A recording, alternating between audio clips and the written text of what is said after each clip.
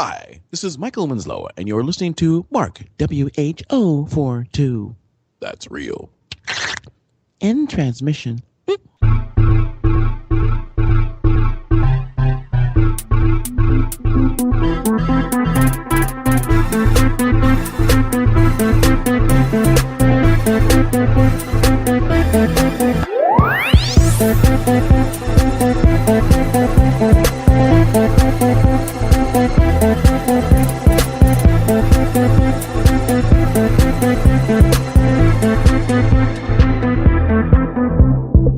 Welcome to Mark Who 42. Hi, I'm your host, Mark Baumgarten, and we've got a show for you today. We are on Odyssey Radio on Monday nights, 9 p.m. Eastern and Pacific, and a few other times throughout the week. You can go to odyssey1.com for times, basically.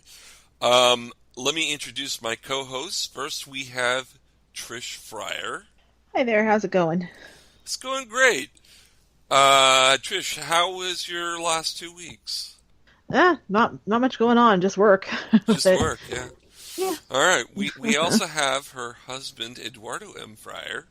Oh, thank you. Wow, I'm an actual person! I'm my own individual!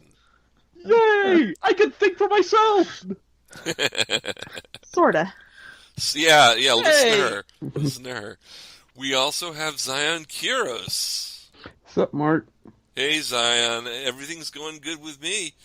You guys did a great interview with Jim Sorensen last week, I gotta tell you.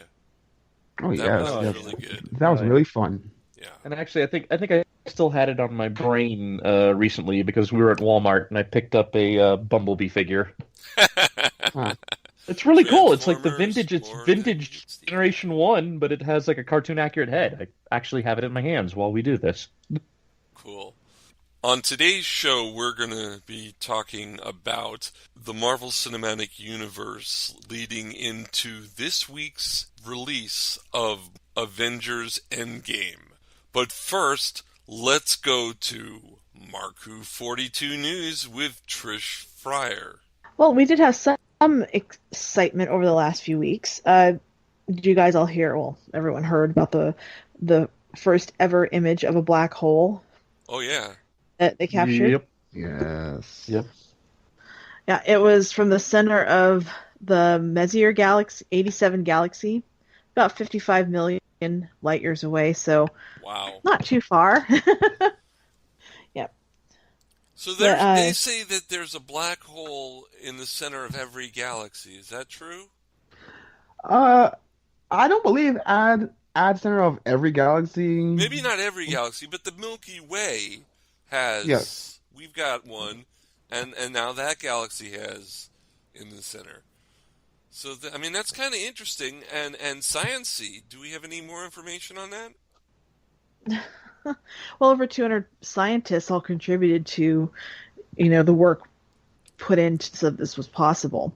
Mm-hmm. And it required, what was it? Something like, I have 5 pentagigs Pentagigs? That's a lot. Petabytes. Petabyte. Oh, sorry. that's not as much. Okay. Pentabytes, yeah. Petabytes. That still sounds like It's a a lot. lot, Yeah. but it's Yeah, not it as much was- as pentagigs.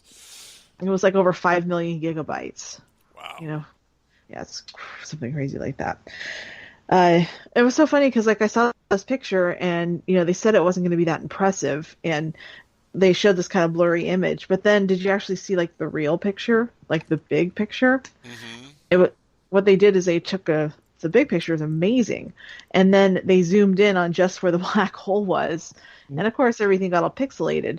But that's pretty darn cool that they were able to do that.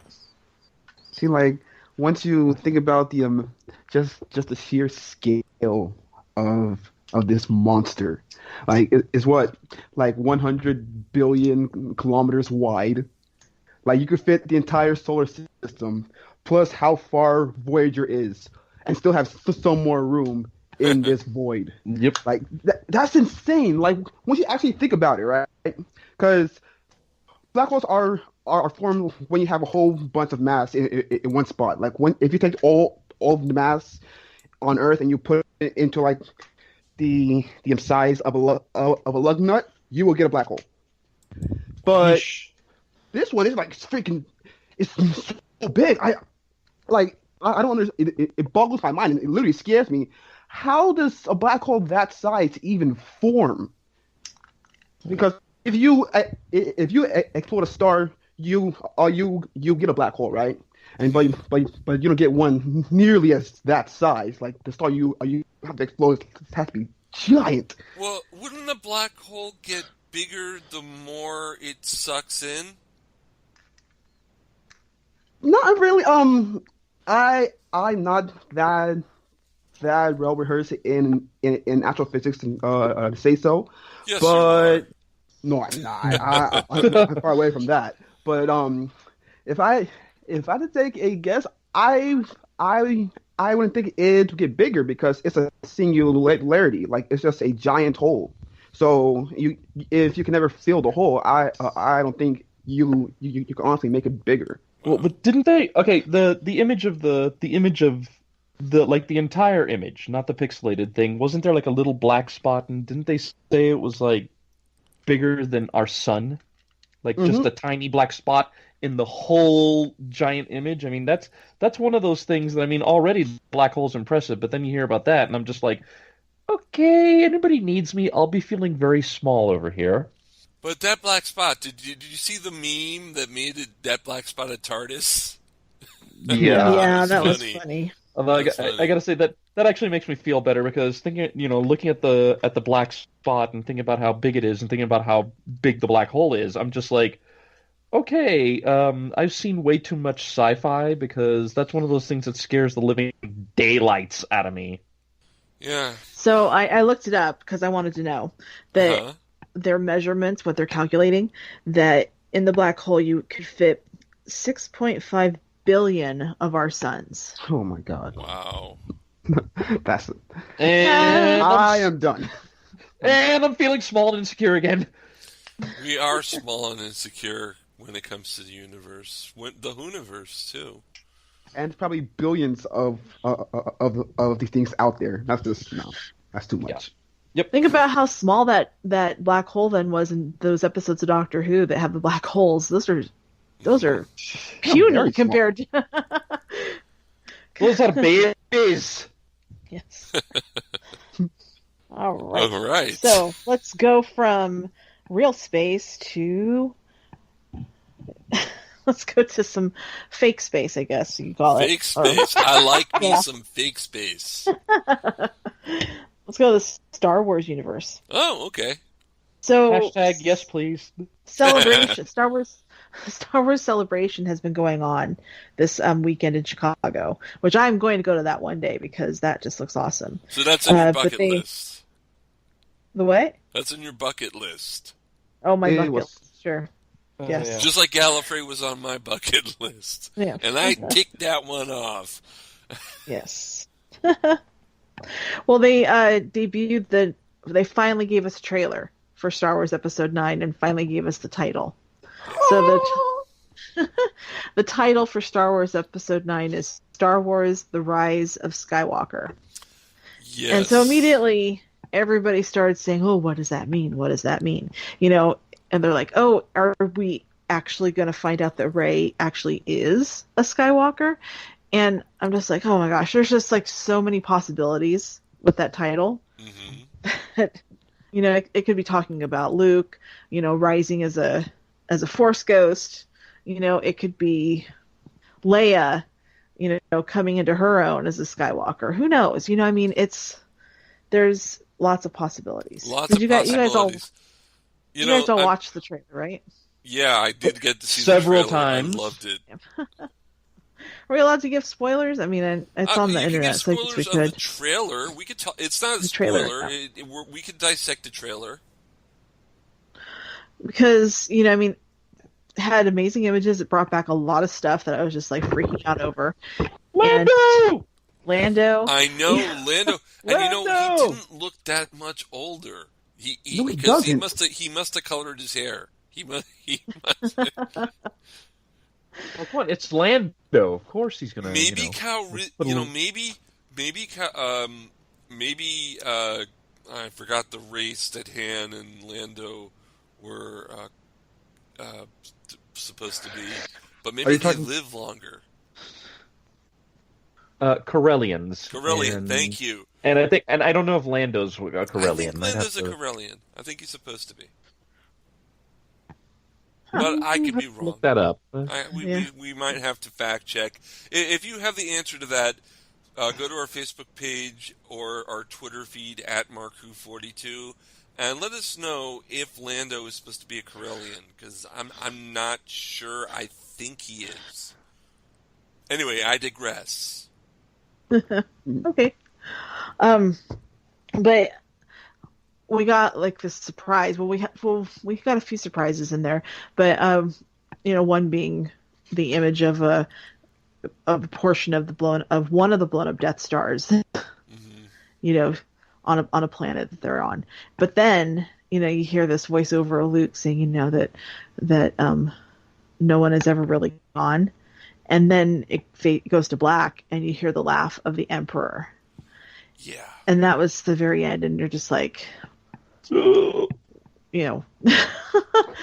everyone freaked out. I know I freaked out because I was just like, wait a minute, wait, no. I mean, because he was actually the last person I expected to have them bring back, and I'm just wondering how they're going to do it. We got a tweet. I have to interrupt. We got a tweet. Lando is from the planet Socorro, so he Actually, is not that was me. well, but he can still be a Corellian born on Socorro. It doesn't mean that's I don't know. Corellians no. may Well, not. That may not be. The race may have expanded to different planets. A human born on Mars is still a human. I don't know. I mean, saying. I'd have to. I'll keep checking on that. But as far as we know, he was not don't born spoil it. on That the was a planet tweet. Corellia. That wasn't you, Ed. That was a tweet. We got That a tweet. that was not a Mark. That was not a tweet. Come on, that was me. That was me. While we were The talking, live show was a tweet. It was a thing on. It was a thing on the messenger. Ah. but So like, also, sorry, go ahead, Zion.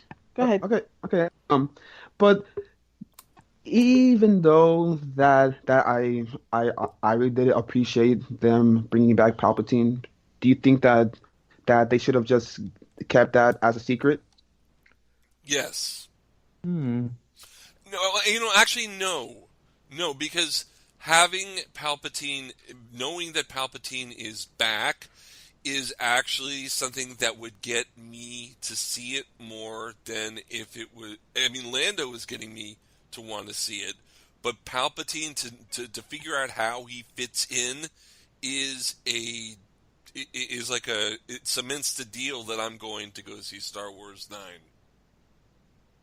That's fair. Because people know who listen to Marco 42. I like the original trilogy. The rest of Star Wars has been kind of iffy for me, but Palpatine back, that might be cool, and Lando definitely cool. And now Ryan Johnson, he was there at the celebration too, and talking about, I guess at the panel for episode 9. I haven't watched it yet. We were trying to. We had internet problems, but there's a possibility that, in Last Jedi, they might retcon some of the stuff Ryan Johnson did in Last Jedi. And, he was asked if he'd be bothered if they retcon Rey's lineage. Because in Last Jedi, he made it so that, supposedly Rey's parents were nobodies, were, thieves that just abandoned her, and so it was supposed to be that her parents were nobodies, because everybody had speculated, oh, she must be a Skywalker, she must be related to Obi-Wan, just there was ton of different ideas. But he's not really. He says he wouldn't be very bothered. He says that he wants to let go of all of his expectations when he goes to see the movie. He just wants to sit back, wants to be entertained, wants to be surprised, and he wants to, be surprised by unexpected things. He just wants to go along for the ride, because he says that's why we go to the movies. Yeah. So I think that's a great way. That's a great stance to take on it. Okay, I agree. I agree with that. I agree too.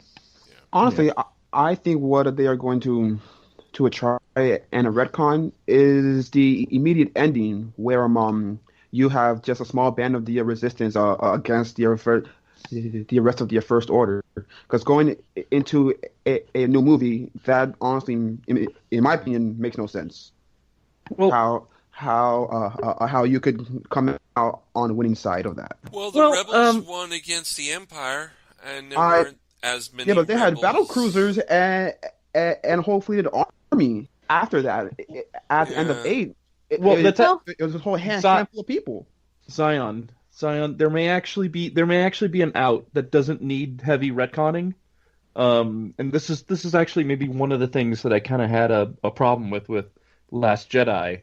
Uh, the novelization expands on things that there are other cells other than the group that was getting chased in Last Jedi.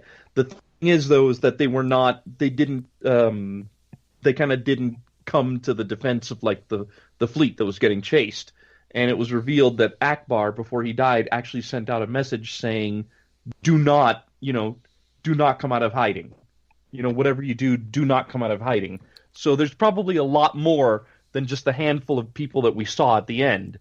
They're just kind of underground. It well, has been okay. It has been said that the Rise of Skywalker is going to be taking place like sometime after Last Jedi, so that would give plenty of time for our heroes to be going around finding these cells and being like, "Hey, we need you guys to be active because yeah, stuff's going down. We took some major hits, so you got to step up." See, like I have like a small problem with that because most of the general population that watches these movies has no idea that a novelization even exists. So that bit of information is mostly not accessible. Not accessible, but well, like Yeah, in not last known to most people. in Last Jedi, when they were at that bunker, and on Crate, didn't they were trying to send out messages for the other cells to come help them, and they said, "Oh, well, no one's coming." Because no one's responding. We didn't know that Akbar is the one that told them not to respond, not to do it. yeah. But they did say that they were sending out all these messages and nobody was coming. So to me, that implies, even though I didn't read the book, that there are more Yeah. out there than just Yeah. them. Yeah. I mean, just in the books, just like Palpatine sent Empire generals and admirals away, so that and that's how they made the Empire continue in the books. Okay, well, I think it's enough Star Wars. Trish, do we have another story? Yep, we got one more. Okay. So this is over to Marvel. So Kevin Feige said that Stanley may have a cameo in Spider-Man: Far From Home. Oh, They had said before that Avengers Endgame was his last one, right. but he said we'll see. We shot a couple of others, so we're coming up on the last of them, yes, but so he didn't want to spoil anything. He says, I'm not going to tell you what specifically, but Stan always appreciated a good surprise. Yeah. I miss Stan. I mean, not do that too. I ever have any contact with him, but just like knowing that Stan isn't around anymore is kind of sad. You would think one of the DM cameos was made specifically because they knew that they didn't that they weren't going to have Stan for much longer. Yeah. They made they filmed a number of cameos at the end when they knew that he was going to pass, and one of them was used in Captain Marvel. And you're right. They did say only the other week that it was Avengers Endgame was his last one. But, I kind of think Spider-Man, the new Spider-Man would actually be better because that's the start of Phase 4. And next week we will talk about Marvel Cinematic Universe in depth leading up to Avengers Endgame. But yeah, I think it would be very cool to have at least another one after Avengers. Well, if you got to have one last Stan Lee cameo, I can't think of anything more appropriate than it be a Spider-Man movie. A Fantastic Four movie by Marvel. Yeah, actually, yeah. Well, honestly, in a perfect world with a Fantastic Four movie, you would have a cameo by Stan and Jack. Yes. Well, yeah. Unfortunately, we lost Jack like over, I think it was over 20 years ago. Yeah. So, but that would have been what could have been. I mean, it would have been nice to have Stan and Jack in the in a Marvel Cinematic Universe Fantastic Four. Especially if it recreates their cameo in the wedding issue. Oh, I remember that when Sue Storm married Reed Richards all the way back in the 60s. Yep. Stan and Jack were trying to get into the wedding, and they were turned away, and they were like, "Do they know who we are?" That was funny, and that would be great for a Fantastic Four movie. You're right. Oh, well. But, yeah, Stan, we miss you. Now, Ed, you would know this, or maybe you would, Zion. Who is editor-in-chief at Marvel now, at the comics? No clue. What, you don't think I wouldn't know that? Oh, okay, Sorry. Trish. sorry, no, I don't know it. But the fact that you just assumed No, because I said a couple weeks ago, Ed and Zion are our go-to comics guys. Okay, So if you give me a second, I can find that out. I want to say it's still Tom Brevoort, but I could be wrong. That guy. Give me just a Yeah, Trish knew. Why don't you know, Ed? Trish knows. I'm kind of focusing more on the writers than the editors. Thank you very much. No offense to them. Well, do you remember Assistant Editors Month? Vaguely, yes. Oh God, that was fun. But yeah, like I said, next week we will be talking about the Marvel Cinematic Universe leading up to Avengers Endgame. But this week, coming up after the break, we're gonna have Katie Manning, a classic interview from the Marku 42 vaults. I thought it was time to bring it to Odyssey Radio because it's a great interview. Ed, do you have the name yet? I'm stalling. I have it right here. CB Cebulski. Okay, I've never heard of that man in my life. I feel like I've heard his name somewhere. And again, sorry. And if someone from his family or he's listening in, sorry about that. Yeah, and maybe we could have you on the show so you could tell us who you are, and we could talk about Marvel Comics, because I used to be a Marvel zombie. And I would like to meet you. Okay, so we're going to take a break here on Marku 42. When we come back, we'll have our discussion on Marvel Cinematic Universe and its leading into Avengers Endgame. We'll be back here on Marku 42. Don't go away. We'll be back with more Marku 42 after this. I'm Jessica Martin, Mags from The Greatest Show in the Galaxy on Classic Doctor Who. This is Odyssey. I'm your host, Mark Baumgarten. Hi, guys. This week... Well, first of all, I must say, try out our other show. Well, our other show? The other show that I'm on called Doctor Who Audio Files. It's on Saturdays at 6 p.m. on Odyssey Radio and then broadcast a few other times around the weekend. It's a great show. It's about Big Finish audios and other Doctor Who audios from other sources like BBV and BBA and... tele-audios. It's fun. Televisuals. I thought for a second you were going to... on Marku 42. We've got... I thought for a second... What? I thought for a second when you said tele-audio, I thought for a minute you were going to say Telemundo. Oh, no, I wasn't going to say Telemundo. However, Hola, yo if soy Doctor el Who doctor. ever shows up on Telemundo, I will watch it. I may not understand it, but I've seen the episodes so many times I could probably learn Spanish from it. Wouldn't that be fun? Ed and I could tell jokes about you guys.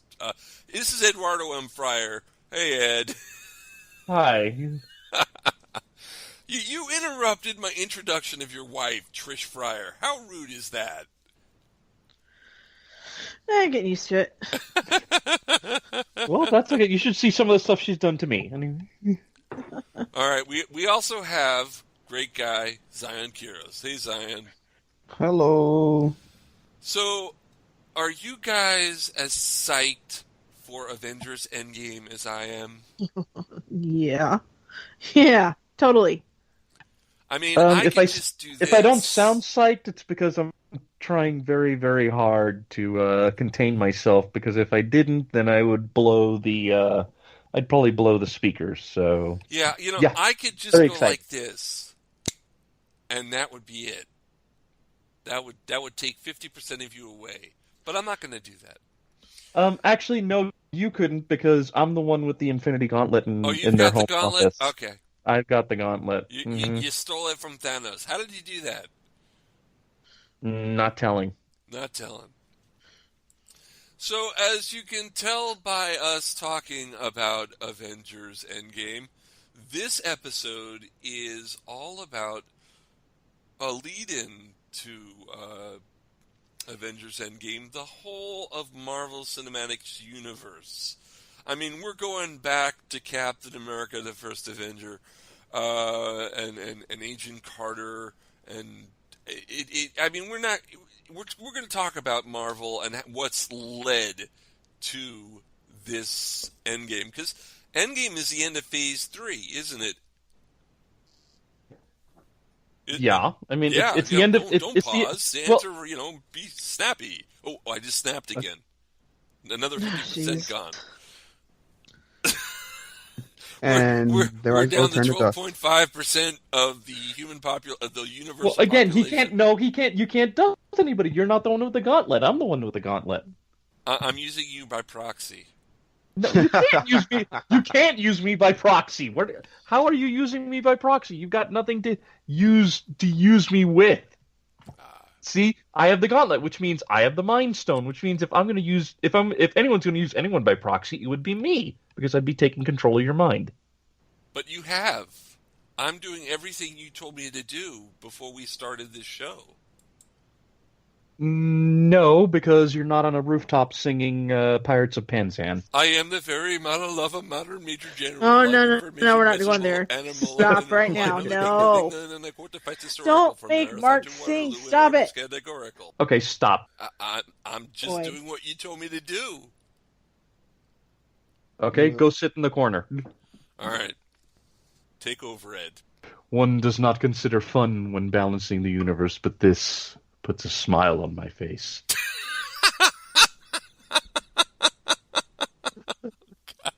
What, you didn't think I was going to throw that in there if you were going to say I'm taking over? Yeah. No, but Ed, take over. Seriously. Okay. All right. Serious business time, folks. Yeah. The Avengers Endgame. Yeah. To answer the question, Avengers Endgame is not just the end of Phase 3. It's the end of, I guess, Part 1, Chapter 1 of the Marvel Cinematic Universe. It's the culmination of, well, let's see, 11 years worth of stuff. Yeah. I mean, going all the way back to Iron Man in 2008. Actually, one question I have for everybody to start this off. I mean, did anybody imagine that we get to this? That we would have a decade-long saga? No. No, actually, I didn't. Okay, I didn't either because I didn't know anything about it. So I didn't realize it was like the start of a big story, until you told me.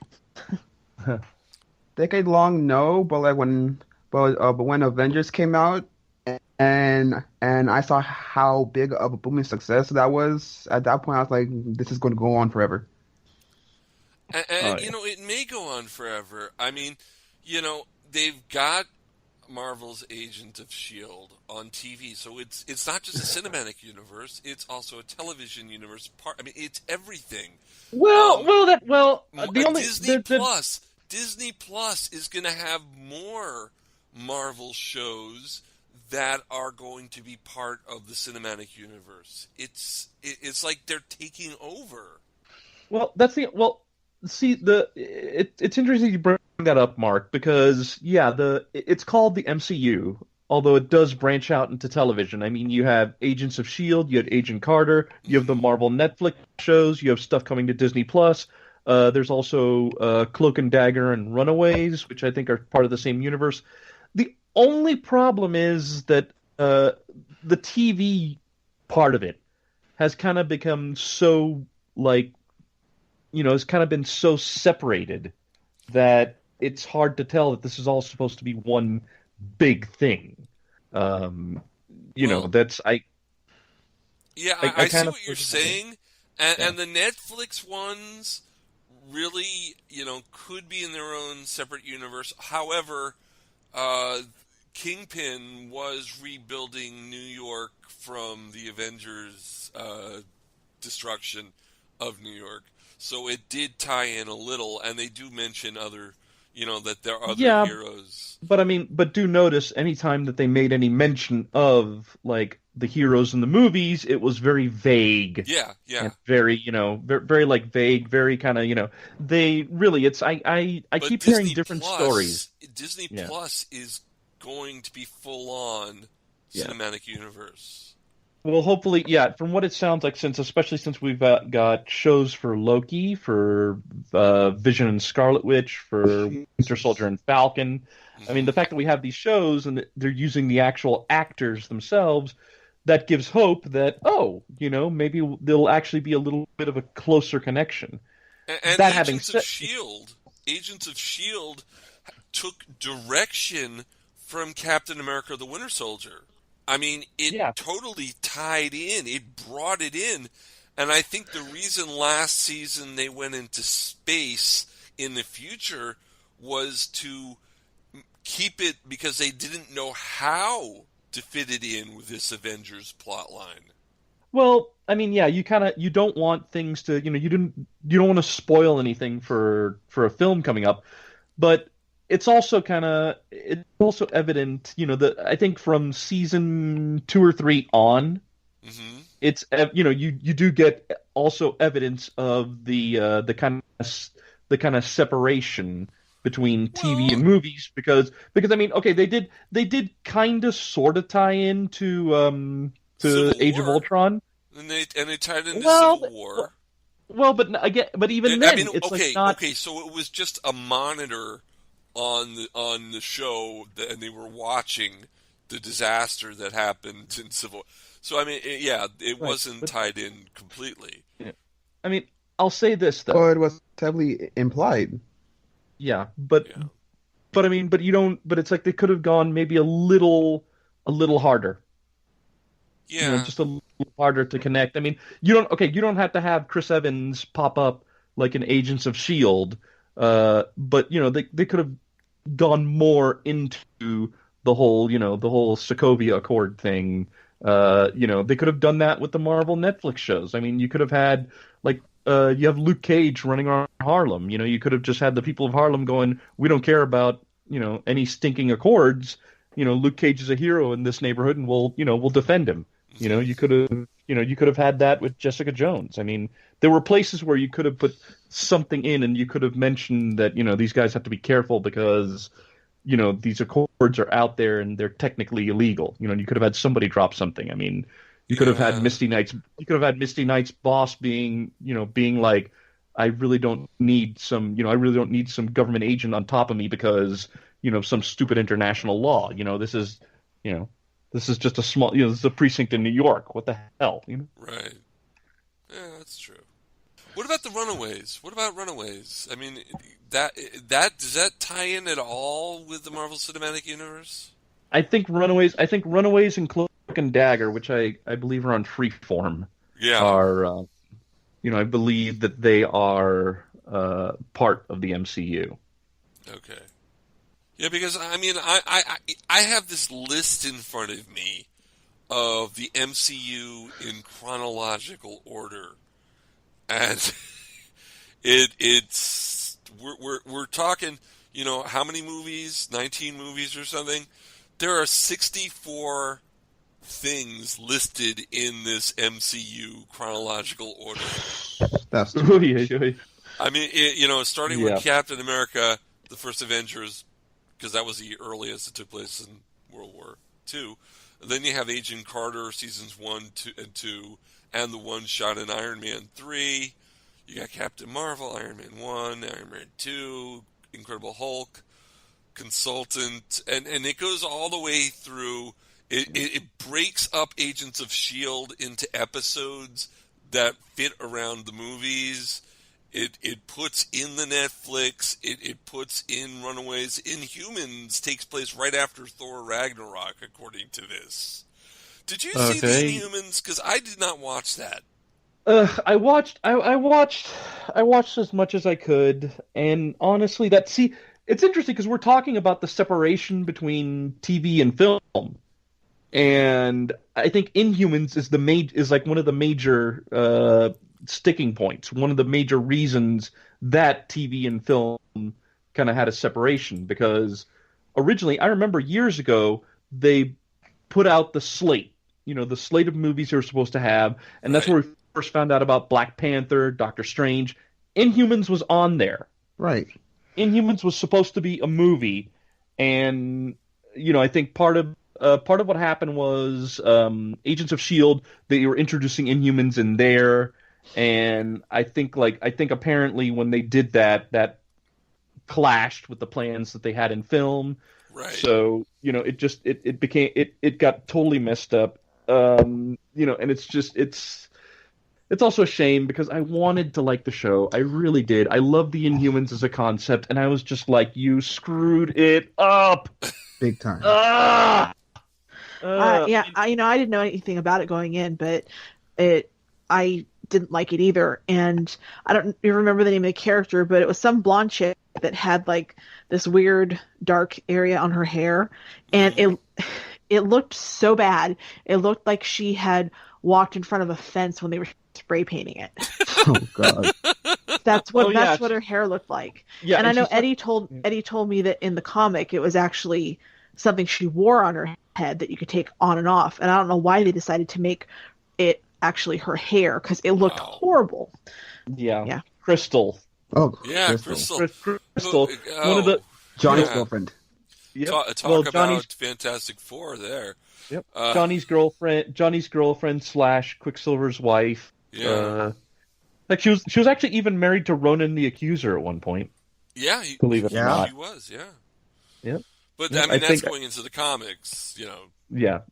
But Inhumans was totally mishandled. The fact that you had a character like Medusa, and then first 1 or 2 episodes in, let's cut her hair, and it's like, why?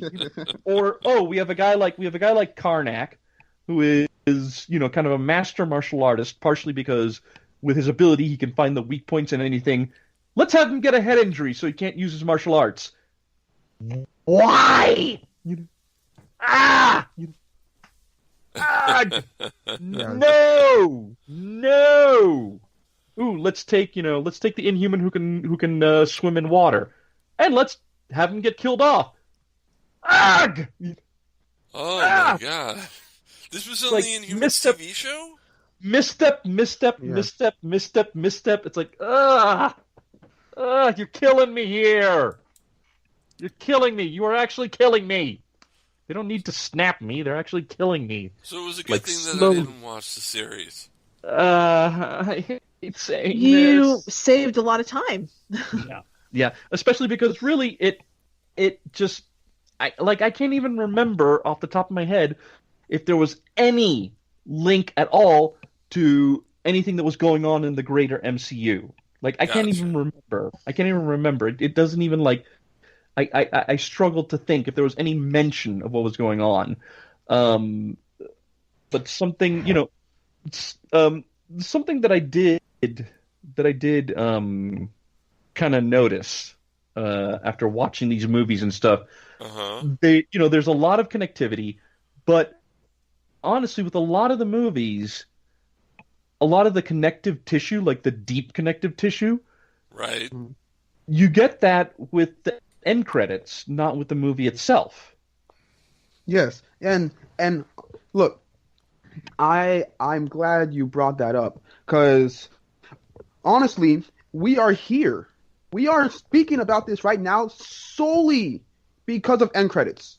Yeah. Like once you get down to it, like when Iron Man and Thor came out, and credits was pretty much non-looked at, and only the weirdos that stayed around who wanted to listen. Hey, don't call me a weirdo. To music. I am one of those. So, okay. so I'm a weirdo about that too. So now we go forward, and everyone stays for the end credits because they need to see what's next. And Marvel picked up on that, they saw that everyone. That is not true. When I went to see Captain Marvel, when I went to see Ant-Man and the Wasp in the theaters, I hate to tell you, there were people who left right when the credits started, and I'm like going to myself, because Ant-Man and Wasp was bad. Stay, you're going to miss out on important information. Like, but because I Ant-Man didn't and Wasp say was that bad. because I'd probably get beat up, but I thought it.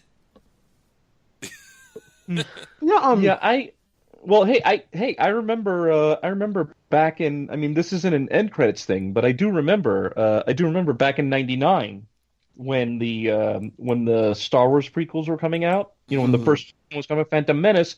That there was actually somebody. I went with a college buddy, and we saw. I think it was Wing Commander, and it had a Phantom Menace trailer in it, and there was somebody who actually paid for a ticket to just see the Phantom Menace trailer, and then they left. And it's like, okay, you're not going to see the movie. All right. So I mean, it takes all kinds. I mean, I'm sure there are some people that they don't care about the scene in the end credits, and it's like, okay, well, you know what? Then please, hopefully you won't like read about it online and go, oh man, I should have stuck around. Dang it! Why did I have that extra big soda and need to go to the bathroom? Yeah. Well, sometimes that happens where I do have to go to the bathroom, and I'm like, oh, come on, credits, go a little faster. But I remember, though, when the Avengers came out, and the closing was just a shawarma joke. And, it was funny as hell. However, I remember at the time going, okay, they gypped us. What the heck was this? Why did I sit here for shawarma joke? But in hindsight, it was funny as hell. Yeah. And not only that, like even though that you take the first end credit with the Avengers Initiative as like a plot point and whatnot, right? Some of the others were just non-important things, like sort of like trolling the people that stayed. So like, yeah, they eventually came along to like people actually stay and watch these things. So let's just mess around with them a little bit, and I find that kind of funny. Like I think it was either Civil War or Homecoming where it was toward the very, very end. And the end credit was just Captain America sitting down and talking to the screen, saying something like, "So you stayed for the end credit." Oh yeah, that was Homecoming, that was Homecoming. Yeah, they were doing Ferris Bueller. They were it Ferris wasn't Bueller on that. Actually, no. You're thinking Deadpool. Deadpool. That's right. Parodied Deadpool Ferris Bueller. Right. The one I'm talking about is Homecoming, because in Homecoming you had those little. Stay in school, do well in school videos with Cap. Right. And at the end, like in the mid credits, you had the thing with Vulture and I think it was, and I forget who the other one was, but it was like a couple of Spider-Man villains chatting, and you kind of get this little hint that maybe we'll be getting the Sinister Six.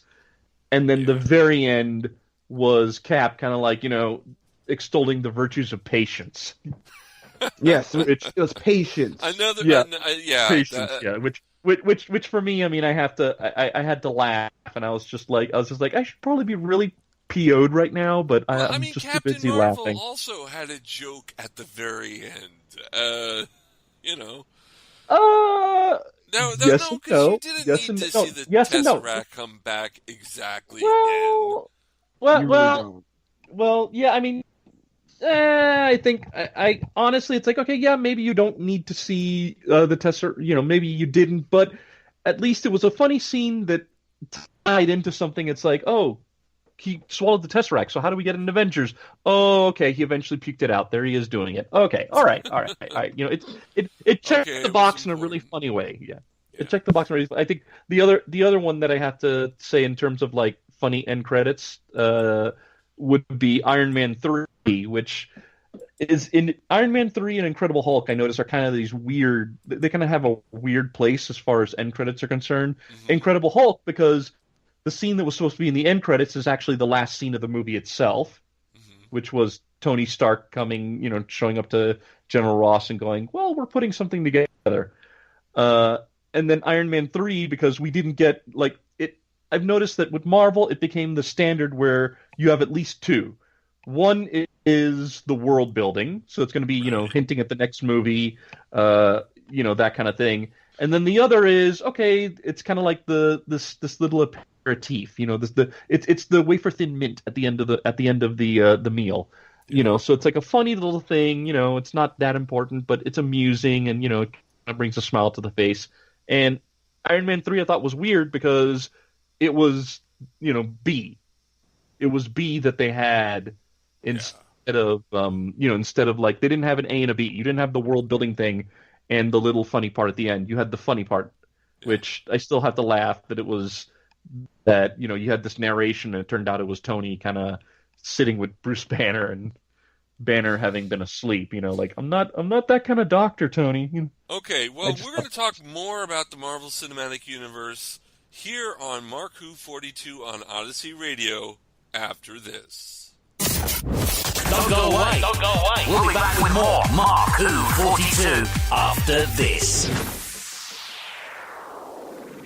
Hello, I'm Judy Garland, known to some of you as Dorothy from The Wizard of Oz. Toto, I've got a feeling this isn't Kansas anymore. I think we must be on Odyssey.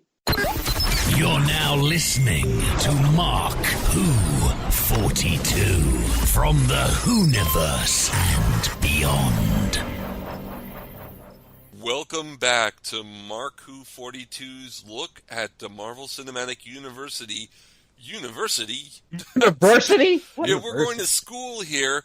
The Marvel Cinematic Universe here on Mark Who 42 on Odyssey Radio. We're talking about it because at the end of this week is Avengers Endgame. And that's a great thing. And we can't wait to look into this movie and see it and enjoy it. We have Trish Fryer, Eduardo M. Fryer, and Zion Quiroz with me. And Ed, you were talking about the Iron Man post-credit. We were talking about Iron Man 3 post-credit, which is just him and Bruce Banner chatting. Actually, I do want to jump to something else right now, because I mean, one of the big, one of the cool things about the end credits is also just the stuff that, as comic fans, seeing some stuff and going, oh man, we're getting this, like I still remember watching Iron Man. You get to the end credits and you have Nick Fury and going, I'd like to talk to you about the Avengers Initiative. First of all, Nick Fury. Samuel Jackson is Nick Fury, which is like perfect casting because before Iron Man came out, you had the Ultimates. Yeah, you had the Ultimate series, and Nick Fury was drawn based off Samuel Jackson. So it's like perfect. And then the other one for me, had to be, I mean, yeah, I cheered with Iron Man 2 when we saw Thor's hammer, but the one that really did it for me, the one that had me going, holy spit, was at the end of the first Avengers movie. Okay. Because I remember I saw it with my best friend Matt and a couple of friends of ours, these two girls named Raquel and Natasha, sorry, Natasha. So it was me, Raquel, Natasha, Matt, and we're watching Avengers. We get to the end credits. We get Thanos, and I just remember Matt and I both leaned over, looked at each other, and we're like, "Oh man, it is on now! Oh, holy cow!" Wait a minute. Wasn't that at the end of the opening credits that they now show at the end credits, and then at the very end of the end credits was my shawarma joke? This was mid. Yeah, this was the mid credits scene. Yeah, Yeah. this was the mid. But when they showed Thanos, Yeah. I mean, my friend Matt and I, we looked at each other and we're like, "Oh man," and yeah, and I remember the ladies that were with us were kind of like, "Okay, this seems like a big deal to the two of them." I mean, but so basically, like Trish, you are, as the not Marvel zombie of the group. I mean, what did the credits mean to you? I mean, what did they do for you? The credits of which movie again? Well, like in Any of them? general. Well, in any of them, but also stuff like, for example, Samuel Jackson showing up at the end of Iron Man, and then the Thanos reveal in Avengers. Okay, so Iron Man happened before I met you, so I didn't really care. And so, well, okay, my brother, he knows some stuff about comics, so he, got excited for it too, but not as much as you do. And so, he told me a little bit about what was going on, but I still didn't really grasp the idea that all these movies were leading up into, this big final showdown. And I think it's really cool, though. I think it's neat that they've been able to keep the momentum up for so long, and people are still excited. I'm excited, and I'm not even a comic book fan, so but you're whatever they're doing it right. Movie fan.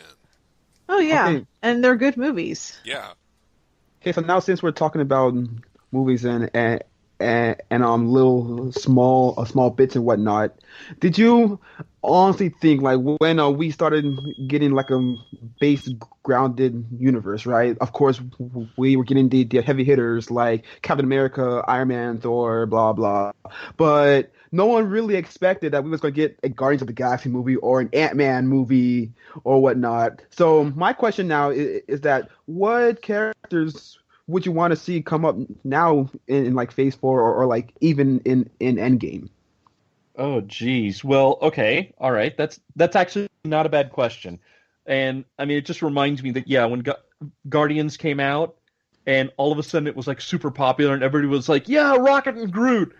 I just wanted to be like, I want to go back to my younger self, my teenager or even kid self, who's reading the Marvel handbooks and looking at a picture of Rocket Raccoon and just go, by the way, he's going to have a very popular movie in about a couple of years. I just want to see the look on my younger self will probably look at me and think I'm full of doggy chocolate because I'm saying that. Yeah. I said in the first half of this episode that I was a Marvel zombie, but to be honest, I never got into the Marvel universe, the Universal stories. So I never really read Guardians of the Galaxy. I didn't read Star-Lord. They weren't on my purview. I kind of ignored them. But I couldn't believe how much I loved Guardians of the Galaxy. And I did love it. I would go back now probably and try reading those comics now if I was reading comics, but kind of not. But it's interesting because I don't know if those were popular. Were they popular? guys? Guardians of the Galaxy, not really that much. I mean, I remember vastly Star-Lord coming to Earth every once in a while and having things to do with other characters. Star-Lord was a very obscure character for like a long time. I think it was only within the past decade or so. Just about. I think there was a Marvel 2-in-1 with the Thing and Star-Lord. I think Spider-Man had a team up with Star-Lord. I could be wrong, but he showed up every once in a while in the mainstream Marvel stuff, so I knew who he was. Yeah, but Guardians is in terms of Marvel popularity, like just the concept itself was very obscure and still is right now once you get to the basis of it, because you go ask most people that like Guardians of the Galaxy and ask them, is the Guardians team that's in the movies the original team? Most of them will say yes, and most of them don't know that that's not the original team. Oh yeah, it's the guys from the future. Yeah, and it's funny because in Guardians 2, there's a cameo of them in there. Well, and Yondu was from the original Guardians. They just kind of reworked the character. Yeah, but I'm saying, like, you have the original squad as a cameo in Guardians 2, and like most people don't pick up on that, and like what I'm trying to say is that it's a very obscure thing. Like, outside of the Guardians movie, it was nothing really much known. Like, everyone's like, what is Guardians of the Galaxy before this came in? Although, I gotta say, but first of all, getting back to your original point, Zion, because you had asked, I mean, what stuff would you want to see coming in? Because we got Phase 4. One thing, I mean, okay, this is a little bit of a cheat because we kind of already got it, but I think that in the right hands, you could come up with some fun stuff to do, especially if you have it in the same vein as Guardians. Let's get another Howard the Duck movie. Yes. Let's get a real Howard the Duck movie in the Marvel Cinematic Universe. Yeah. I mean, come on. You could have some fun with it. You could have some fun with it, especially because you establish him in space. Mm-hmm. So I mean, you could have. The other thing I would love to see is, kind of in the same vein as Captain America: The First Avenger, pull out the Invaders. Pull out some of the Golden Age guys. Let's see. I mean, well, first of all, Captain America: The First Avenger. The Stark Expo. Mm-hmm. What other superhero was in the Stark Expo, right? Mm-hmm. There was another superhero in the Stark Expo. And I'm sure you're going to tell us that answer. Well, I think I pointed it out to Trish. The original Human Torch is in the Stark Expo. In fact, actually, yes, he was. You get a nice center. He's like the robot. Center. The robot. The android? Yeah, the android in red who was like right there.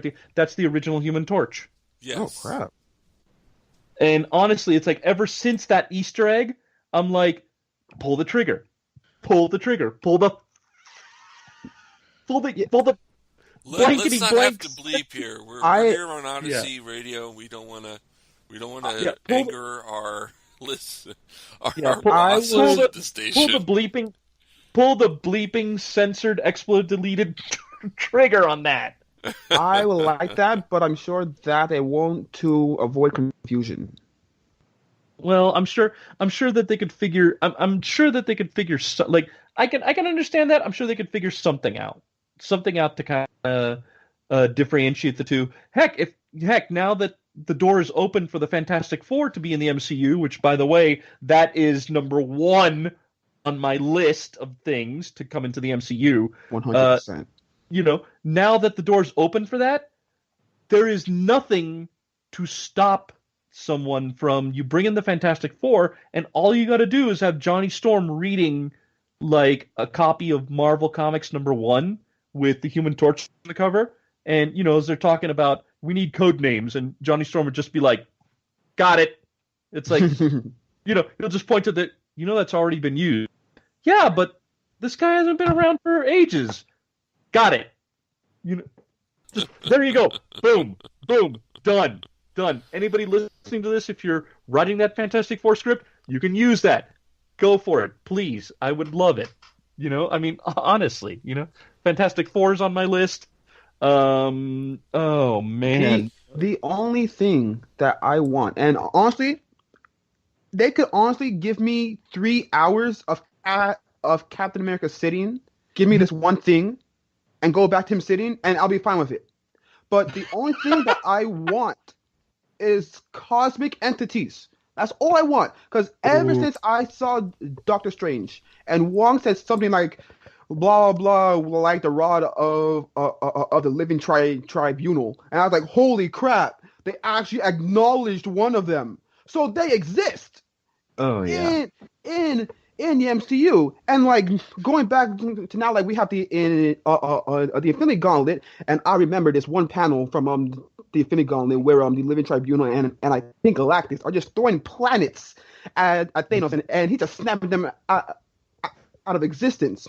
And I'm thinking, if we're going to wrap this thing up and we have to beat Thanos with the Infinity Gauntlet, that's the way to do it.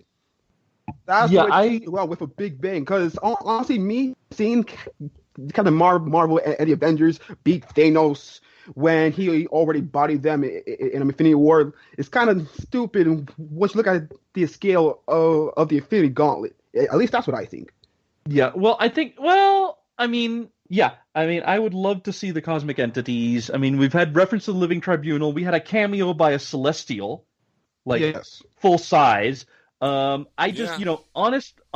I would I know that I've heard that they're working on Eternals next, and hopefully that can be a good place to kind of introduce really bring the idea forth a little bit more, especially because the Celestials are so tied in to the Eternals story.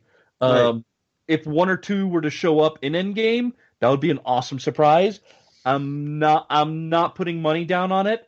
Because I'm guessing that they're not going to introduce that much new stuff like that, since it's mainly about, okay, this is Avengers versus Thanos round 2.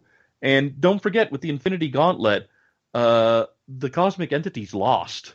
And it was still like a group of, kind of smaller based heroes that managed to save the day. It was Nebula. And then Adam Warlock. Yeah, but I mean, still, it was kind of a smaller scale. It wasn't quite Deus Ex Machina. It was more about the heroes kind of coming up with a plan and implementing it. Right. But yeah, cosmic entities would be awesome. Something I would love for them to do. This would be tricky, but I would love to see this in live action. Kill Raven. Kill Raven. Do a Kill Raven. You don't even have to okay, I know that the comic itself, it is heavily implied that this is kind of a follow-up to War of the Worlds. You don't have to do that. You don't have to be that obvious, but come on, that would be really cool. That would be really cool to throw in Kill Raven. Maybe if you do another time travel thing, he can be you can kind of take a peek into that world, and that could be well, if we don't succeed, this is what's going to happen. Yeah. But that's another one. I mean, that's it does though kind of bring up something that I did want to talk about. One of the other great things about the Marvel MCU, we kind of talked about it with Guardians of the Galaxy, is that for the longest time they didn't have access to Spider-Man. They didn't have access to X-Men. They didn't have access to the Fantastic Four. Mm-hmm. So really, the powers that be, Kevin Feige and and his group, they had to figure out, what more movies can we bring out? I mean, it's one thing when Iron Man was successful, because, for example, okay, Trish, as our non-comics person, or at least not as heavy as the rest of us. Before Iron Man came out, how much did you know about Iron Man? Nothing. Okay. I'll freely admit it. I knew nothing Okay. about any All of right, this all right. stuff. I had heard of Iron Man, I had heard of Captain America, I had heard of Thor, and the Incredible Hulk, because I used to watch the Incredible Hulk TV show. Oh yeah, But, yeah. Bill Bixby. you know, Yeah, what a man. yeah. But other than that, I didn't have any idea who any of these other people were. Okay. Now, can you? Okay. Now, remember when we went to Disneyland in 2015? Vaguely, yes. Go ahead. Vaguely, yes. It was no big deal. It was no big deal. It was just the 60th anniversary of a park that I love. Just Disneyland. It was just the 60th anniversary. No biggie. But no, because remember the Marvel movie that was coming out soon after our trip? What, Ant-Man? Yeah. Oh, yeah, yeah. Okay. So, what were your thoughts? Okay, before Disneyland, what were your thoughts on Ant-Man? What a stupid name for a superhero. Okay. What happened and then what happened when we were in Disneyland? They had the preview for Ant-Man in the Bugs Land in California Adventure, and they had it in the theater that was in the anthill. Oh. So I mean, it was pretty darn cool. You went down you walk down into this anthill. It's like it winds back and forth, and you get into this lobby area that was for a Bugs Life show. But we get into the lobby, and they actually had like the Ant-Man costume in a case there. Wow. And I was looking at it, I'm like, oh, it looks pretty cool. Still had no interest at all in seeing it. I'm still thinking this is stupid.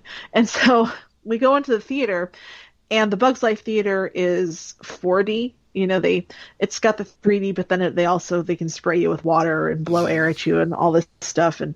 And so they showed, you know, part of Ant-Man, and it was the part when he first, you know, shrinks in the suit, and you know, the part when he gets thrown in the bathtub and there's water coming at him. They're spraying us with water and everything, going right along with the movie, and it was awesome. I'm like, can we watch the whole movie in here? You know what I mean? I want to see the whole movie in here. Mm-hmm. Yeah. You know, because they're blowing air at us, and like the footsteps of the guys, you know, how you could hear them when he's small. We could feel it in the theater. We could feel the footsteps. Oh, wow. And I'm just like, I want to watch the movie in here. This is awesome. Yeah. But when it was over, I'm like, okay, I'm sold. I want to see this. And it was amazing. It's one of my favorite Marvel movies. And by the way, and Trish, you realize why? Do you realize why I have you telling this story? No. Okay. Because I'm awesome? No. Okay. Well. Okay. First of all, yes, you are. Yes, you are. You're awesome. You're beautiful. You're wonderful, and you know you're the best thing that ever happened in my life. But yes, okay. Hashtag feels. However, the reason I had you bring up this story is because this is an example, okay, of how the MCU, because they did not have access to the popular characters, that they could take, you know, it's one thing to have Iron Man, because Iron Man, okay, while at the time he's not like, you know, a top character, he's still somewhat well known. I think Iron Man would be an A-lister. I think he was Okay. Looking at it from your generation, where you grew up with comics, yes. But coming from my generation and the generation that's the target demographic for the Marvel movies, the only piece that we had of Iron Man was that Invincible Iron Man movie that was like an hour and 30 minutes long, and the Iron Man show from Fox Kids from the 90s. And that was it. That syndicated show that had the guy from the Airplane movies voicing Iron Man. Yes, that was it. So yeah. So for us, Iron Man wasn't as big as as like Batman and like Spider-Man or anything. So all the way up until the MCU came out, he was vaguely unknown essentially to us. Yeah, Wow. yeah. But here's the thing. I mean, it's one thing. Okay, Iron Man, I would say, I wouldn't say that at the time, I wouldn't say he was A-list. I would say probably like the highest would be probably A-B. But he got catapulted to A-list. It's one thing for Iron Man. It's another where you take a character like Ant-Man or a character like, or going back to Guardians of the Galaxy, Groot. Yes. I mean, up until Guardians of the Galaxy, the first time Groot ever showed up was in a comic book in the 1950s, during the time where Marvel was doing monster comics because they couldn't do superhero comics. Right. Groot then shows up. Groot then showed up in a supporting capacity in this miniseries called The Howling Commandos, which had S.H.I.E.L.D. creating a squad of like Marvel monsters. And then he also showed up like in a Guardians of the Galaxy comic, which was the inspiration for the movie. But until Guardians of the Galaxy the movie came out, nobody, like there was not a huge amount of people who knew about I Am Groot. But now that's a thing. Mm-hmm. The fact that Rocket is a thing. I mean, heck, there's even Trish and I in our closet. What do we have in our closet? We have a Rocket Raccoon backpack, don't we? We do. There are I mean, seriously, Rocket Raccoon, I think, came out in the 80s or so. I mean, imagine somebody reading Rocket Raccoon's first appearance in an Incredible Hulk comic and saying, by the way, this guy's getting backpacks made of him. He's getting action figures. You tell me how many kids reading this Hulk comic would be like, what are you talking about? Or, oh, that would be cool. That's never going to happen. It happened.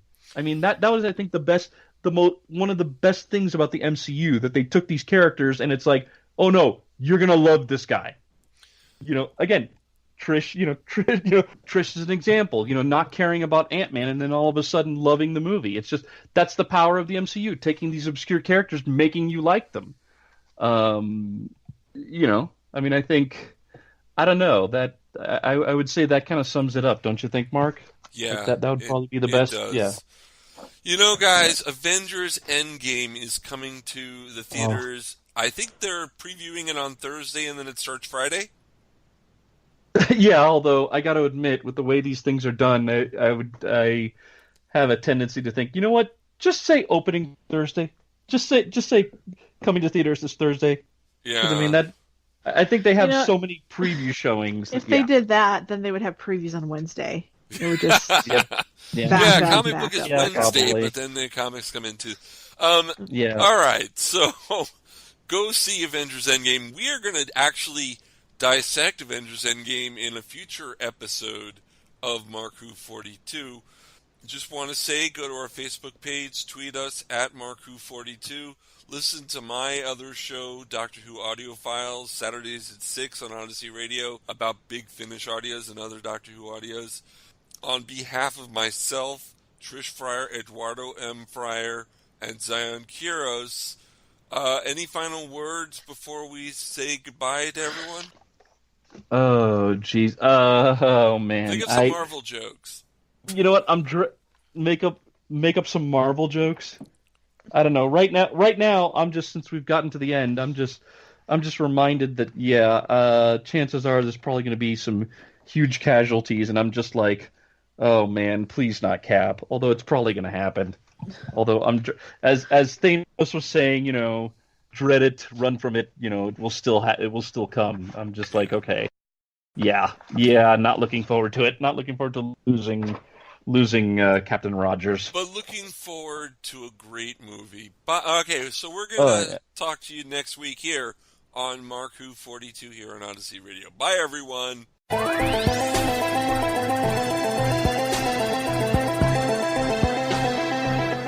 Mark Who 42 has been written and presented by Mark Baumgarten, Trish Fryer, Eduardo M. Fryer, Iggy Matthews, and Zion Quiros. Mark Who 42 has been edited, directed, and produced by Mark Baumgarten. The theme music is by Sam Beckwith. Mark Who 42 is owned and copyrighted by Mark Baumgarten 2019. This is Odyssey Radio.